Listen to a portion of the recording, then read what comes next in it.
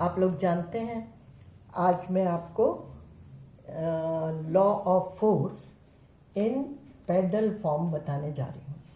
ये central orbit का second lecture है, ठीक है। Law of force in pedal form.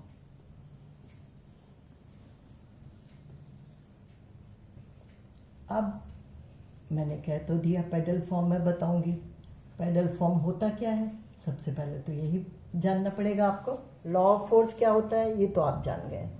पिछले बार हमने निकाला था, क्या निकाला था? Law of force in polar form.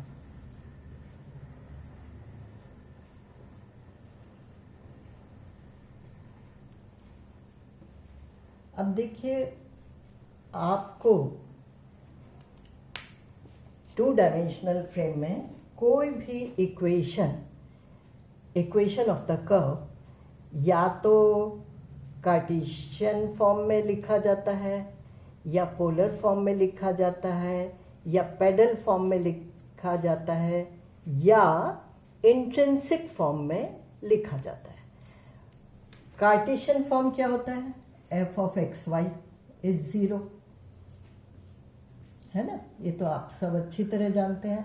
For example circle x square plus y square is equal to a square.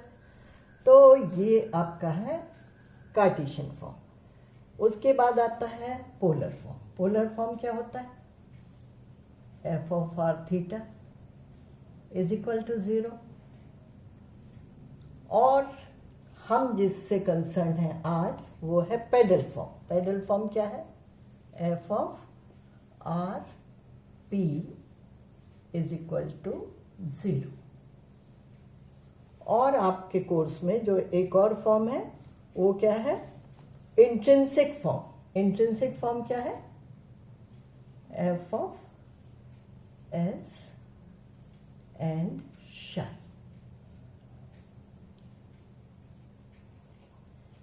तो ये चार कोऑर्डिनेट सिस्टम हम लोग अभी यूज करते हैं टू डायमेंशन की जब बात करते हैं तब। तो आज हम f of r p is equal to 0 से डील करने जा रहे हैं। अब ये f ऑफ आर पी का क्या मतलब हुआ? r तो आप जानते हैं पोलर कोऑर्डिनेट, और p length of the perpendicular. तो चलिए मैं इसके लिए आपको एक फिगर देती हूँ।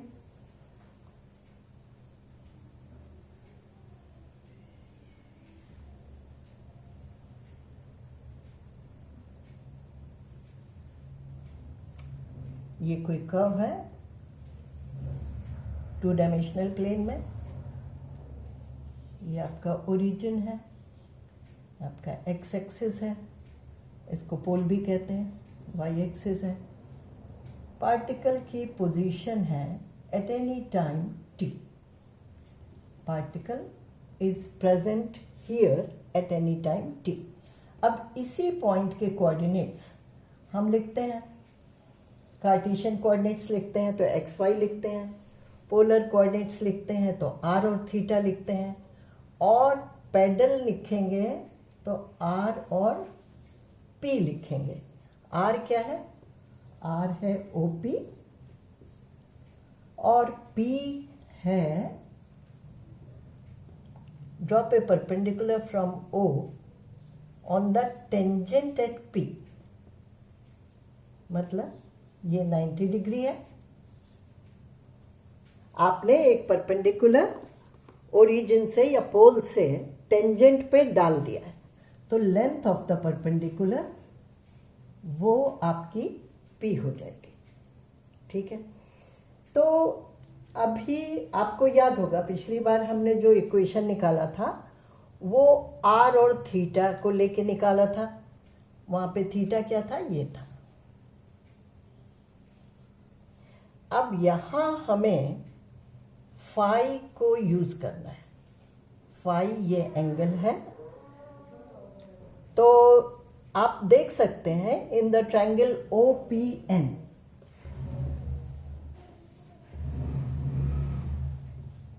sin phi क्या हो जाएगा, ये ट्रायंगल आप ले रहे हैं तो sine of phi that means perpendicular divided by hypotenuse, that means P divided by R, that is the length of the perpendicular जो है वो आपकी हो जाएगी R साइन फाई। ठीक है, तो हमें क्या चाहिए है, हमें इस तरह का इक्वेशन चाहिए है। एक पार्टिकल है जो किसी कर्व पे मूव कर रहा है और वो हमेशा it is directed towards the centre with a force capital F। हमें निकालना है इस F की वैल्यू। ठीक है, इस F की वैल्यू हम पहले निकाल चुके हैं, h square u square in a bracket u plus d2u by d theta square. अब हम इसको निकालेंगे इन टर्म्स ऑफ P। तो इसके भी कई मेथड्स हैं, मैं आपको सिंपलेस्ट मेथड बता रही हूँ। सिंपलेस्ट मेथड लास्ट टाइम का याद करिए, हमने acceleration along the radius vector use किया था, acceleration perpendicular to the radius vector का एक्सप्रेशन यूज किया था। अब यहां इसको निकालने के लिए हम acceleration perpendicular to the tangent का यूज कर रहे हैं।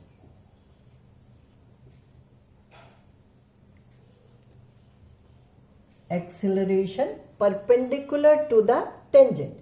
अब ये आपके टेंजेंट है, इस पे अगर आप एक परपेंडिकुलर लाइन खींचें तो वो ये हो गया। ठीक है, that is along the normal, along the line. ये आपने n दिया हुआ है तो इसको आप n मत दे के क्या दे दें, m दे दीजिए। ठीक है, तो आप जानते हैं एक्सेलरेशन परपेंडिकुलर डायरेक्शन में क्या होता है, v स्क्वायर डिवाइडेड बाय रो। तो फोर्स इस डायरेक्शन में क्या हो गया, फोर्स हो गया v square divided by rho multiplied by its mass, mass of the unit particle is 1, तो वो फोर्स आ गया आपका v square divided by rho. वो फोर्स यहां पे क्या दिया हुआ है, यहां पे दिया हुआ है पार्टिकल हमेशा उसके ऊपर एक फोर्स लग रहा है जो उसको ओरिजिन की तरफ खींच रहा है।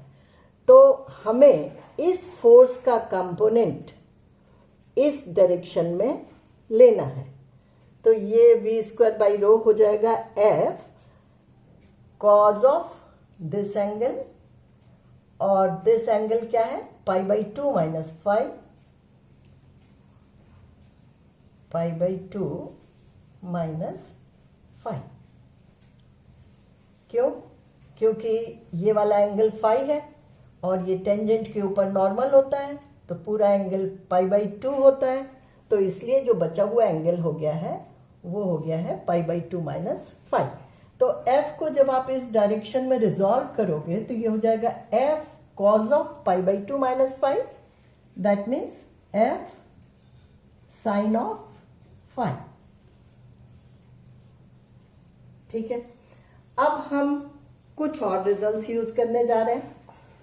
वो रिजल्ट्स क्या है, radius of curvature in the polar form, sine phi in the polar form, और expression for the velocity. Velocity का एक्सप्रेशन होता है h square by p square. ये भी हम लोग बहुत आसानी से निकाल सकते हैं, अभी मैं बताऊंगी कैसे निकाला। Radius of curvature, radius of curvature क्या होता है, r D R by D P, और साइन फाई, साइन फाई क्या होता है, p by r।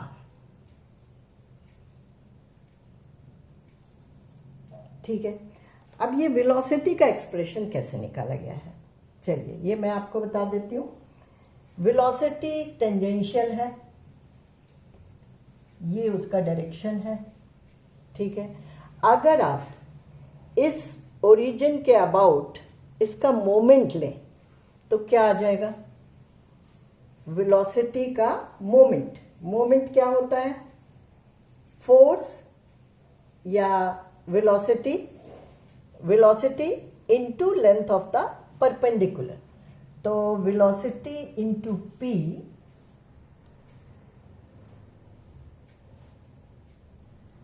Length of the perpendicular. ये आपने जब v का मोमेंट लिया, टेंजेंशियल वेलोसिटी है, नॉर्मल वेलोसिटी इसकी 0 है। इसके बाद रेडियल वेलोसिटी क्या होती है, रेडियल वेलोसिटी है i dot along the radius vector, और perpendicular to the radius vector होती है, perpendicular to the radius vector होती है r थीटा डॉट, ठीक है। तो जब आप r थीटा डॉट का मोमेंट लेंगे तो ये आ जाएगा r into r theta dot, और जब आप r डॉट का मोमेंट लेंगे ओरिजिन के अबाउट तो ये आ जाएगा 0।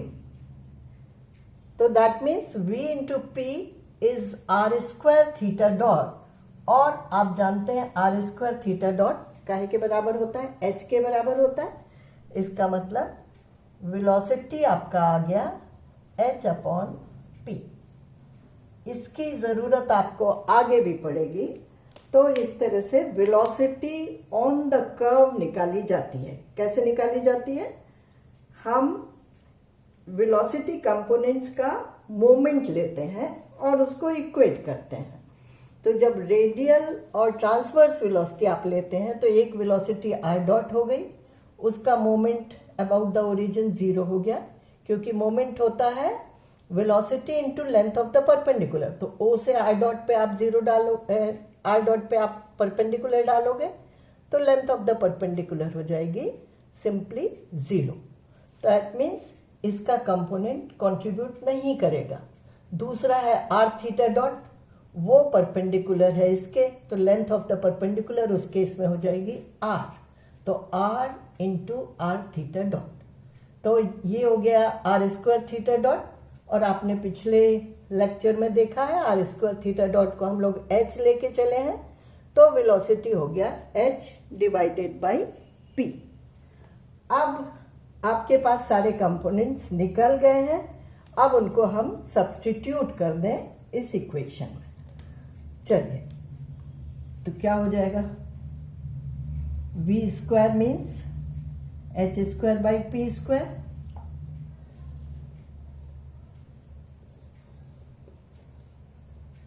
फिर रेडियस ऑफ कर्वेचर जो r dr बाई dp है, हमें 1 अपॉन रो से मतलब है, तो 1 अपॉन रो क्या हो गया, 1 by r dp by dr।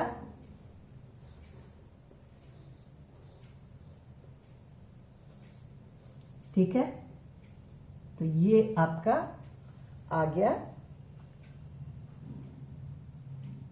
अब ये काहे के बराबर है, f sine phi.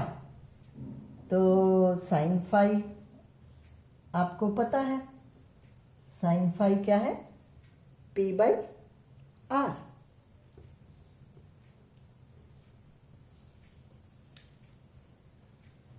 Sign phi है p बाई आर।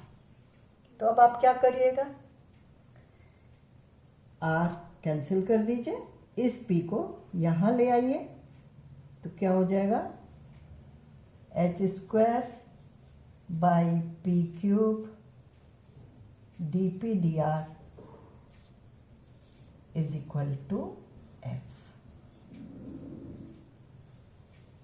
तो ये वो एक्सप्रेशन है जो हम निकालना चाहते थे। क्या आ गया है, h square by p cube dp by dr is the law of force in the pedal form. तो एक तो ये मेथड है, एक और भी मेथड है। अब आपको जो अच्छी लगे आप चूज कर लीजिए।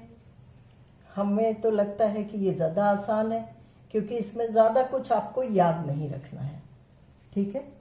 लेकिन चलिए, for the sake of your convenience हम एक मेथड और बता देते हैं, जो आपको अच्छी लगे आप उसका इस्तेमाल करें। ठीक है, हमें इसी का फॉर्म निकालना है,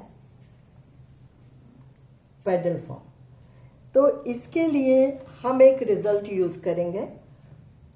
अब आप समझ गए हैं कि आपका लेंथ ऑफ द परपेंडिकुलर, ये आपका पॉइंट का पोजीशन, ये आपका टेंजेंट है ना, ये आपका ओरिजिन, और इससे आपने परपेंडिकुलर डाला, this is P, this angle is phi.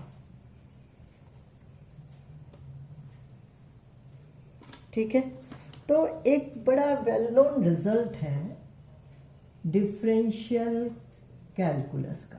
Calculus की हर किताब में आपको मिल जाएगा। 1/p² होता है 1/r² plus 1/r⁴ dr/d θ whole square.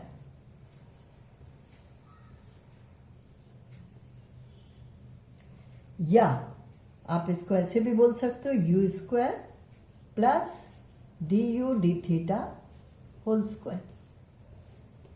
तो यहां से शुरू करके भी हम पेडल फॉर्म निकाल सकते हैं। ये एक वेल नोन रिजल्ट है। इसको आप क्या करेंगे, थीटा के रिस्पेक्ट में डिफरेंशिएट करेंगे। तो differentiating with respect to theta क्या आ जाएगा, -2/p³ dp/dr dr/dθ। dp/dθ ही चाहिए था, लेकिन हमने इसको इस तरह से लिख लिया है। क्यों लिख लिया ये आपको अभी पता चल जाएगा। राइट हैंड साइड में आ जाएगा 2u du dθ plus 2 du/dθ into d2u/dθ square. ठीक है, अब आप क्या करिए, 2 कैंसिल कर दीजिए, दोनों तरफ है। तो यहाँ पे आपका आ गया u plus d2u/dθ square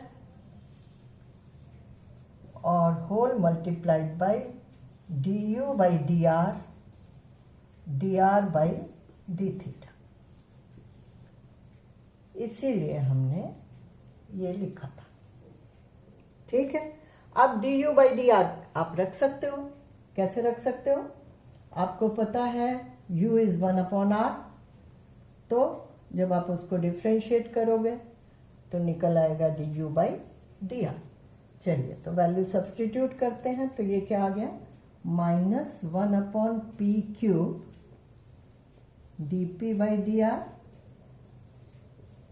is equal to u plus d2u/dθ square और फिर du/dr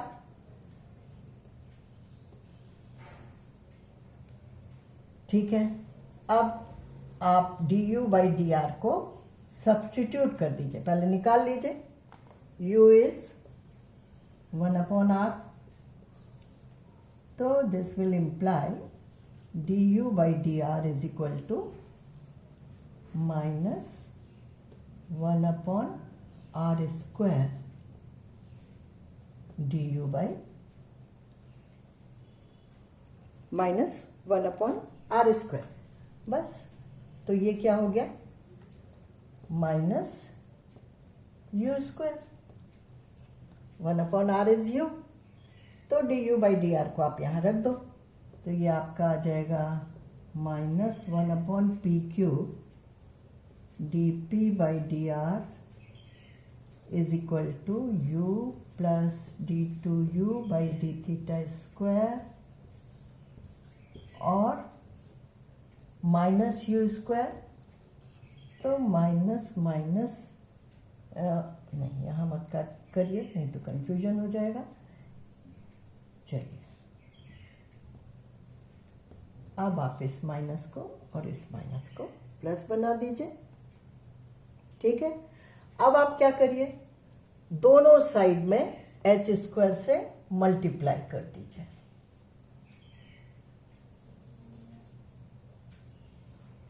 तब आपका आ जाएगा, अब आप देखिए ये क्या है, u square h square into u plus d two u by d theta square, this is f. तो इसको हम पूरा लिख सकते हैं एफ, और यहां पे आ गया आपका H square by P cube D P by D R. ये वही एक्सप्रेशन है जो हमने एक और मेथड से निकाला है, और यही इस आर्टिकल का रिजल्ट है। ये रिजल्ट आपको मालूम होना चाहिए, याद होना चाहिए, क्योंकि इसको हम लोग यूज करेंगे। अच्छा, तो ये तो हो गया law of force in pedal form. तो कभी आपको लॉ ऑफ फोर्स दिया रहेगा, पेडल इक्वेशन निकालने को कहा जाएगा, कभी आपको पेडल इक्वेशन दिया रहेगा, लॉ ऑफ फोर्स निकालने को कहा जाएगा। और कभी ये भी हो सकता है कि कोई क्वेश्चन में ये ना कहा जाए कि इसको पेडल फॉर्म में करिए या पोलर फॉर्म में करिए, लेकिन आप कभी कभी ये होता है कि कोई फॉर्म में ज़्यादा इजी पड़ जाता है क्वेश्चन। ठीक है, तो अब हम लोग नेक्स्ट टाइम क्वेश्चंस करेंगे। मैं तब तक के लिए आपको एक क्वेश्चन दे रही हूँ, इसको आप लोग अटेम्प्ट करिएगा। लेक्चर 3 में मैं वही क्वेश्चन करने वाली हूँ। क्वेश्चन है, find the law of force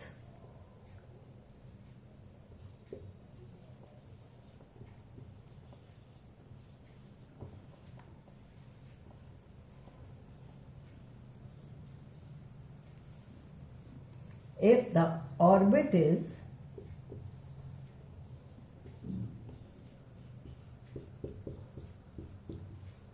cardioid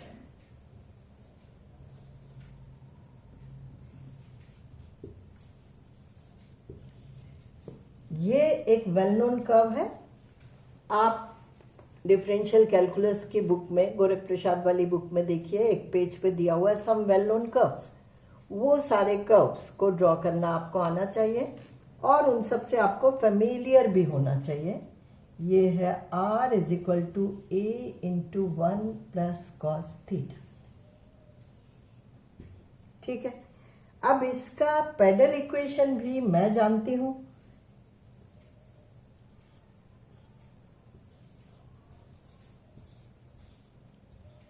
अब आप इसका दोनों तरह से यूजिंग पोलर इक्वेशन, आप यहां से लॉ ऑफ फोर्स निकालेंगे, यूजिंग पेडल इक्वेशन आप यहां से लॉ ऑफ फोर्स निकालेंगे, और देखिए आपको कौन सा इजी पड़ता है। और ये दोनों इक्वेशंस आपस में ऑफ कोर्स सेम ही हैं, तो आप इससे ये भी निकाल सकते हैं, इससे ये भी निकाल सकते हैं। ये भी अटेम्प्ट करिए। ठीक है, अगर आप वाकई अच्छी तरह से मैथ्स पढ़ना चाहते हैं तो आपको इन सारे क्वेश्चंस के जवाब आने चाहिए। चलिए, that's all for this lecture.